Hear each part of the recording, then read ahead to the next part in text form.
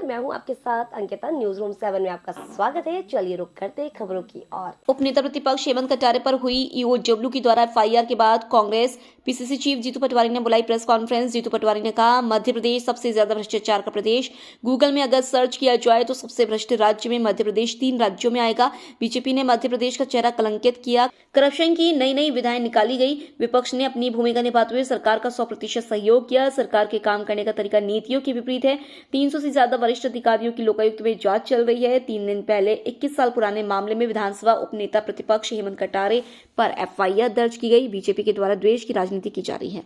Congress party और जो विपक्ष अपनी आवाज दे रहा है उसमें सच्चाई है, इसी से सरकार डर रही है। मैं प्रदेशवासियों आप सबसे आग्रह करना चाहता हूं कि भारतीय जनता पार्टी का चाल चरित्र और चेहरा ये अपने आप को ईमानदार और एक स्वच्छ राजनीति का प्रतीक मानते थे। अब ये इसके विपरीत इसका चाल चरित्र और चेहरा केवल भ्रष्टाचार का है, नफरत का है, बदले की भावना का है।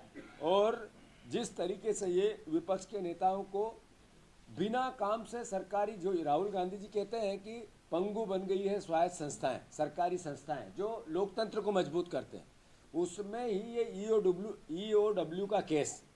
मेरा सवाल है मोहन यादव जी से कि हेमंत कटारे जी पे आपने जो एफआईआर की, क्या ऐसा एक ही केस है पूरे प्रदेश में? इस समय ऐसा अलॉटमेंट और नहीं हुआ था? और फिर सबके साथ एक जैसा व्यवहार क्यों नहीं हुआ? जिन अधिकारियों की इसमें संदिग्धता थी उनको आपने क्यों छोड़ा?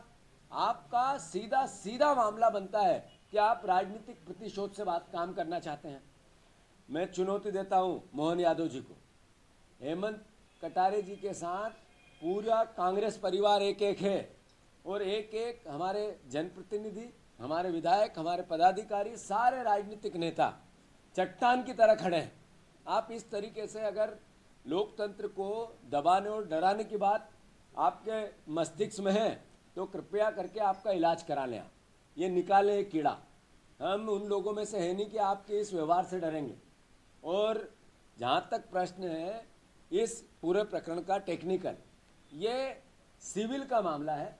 आपने नहीं, ये अपने सिविल का मामला है, तो आपने इसको इस तरीके से क्राइम प्रेजेंट करके क्या कहना चाहते हैं? क्रिमिनल केस करा क्यों आपने?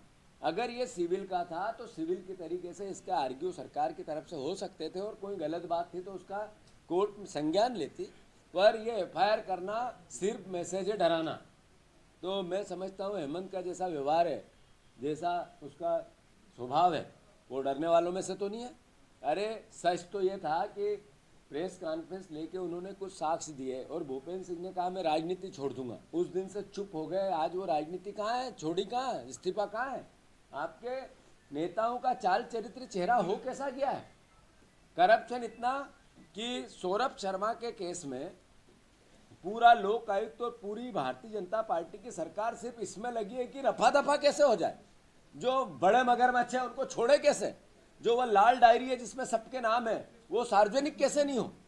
अरे आपने 20,000 करोड़ रुपए पिछले सरकार आपकी बनी जब से आप हर 5 साल में घपला करते हो, चोरी करते हो, डकैती करते हो। सारे नेता आपके, सारों नेताओं की जो 20 साल में पावर में रहे, अगर उनकी बैलेंस शीट चेक की जाए तो सब 500 गुना, 1000 गुना बड़ी है।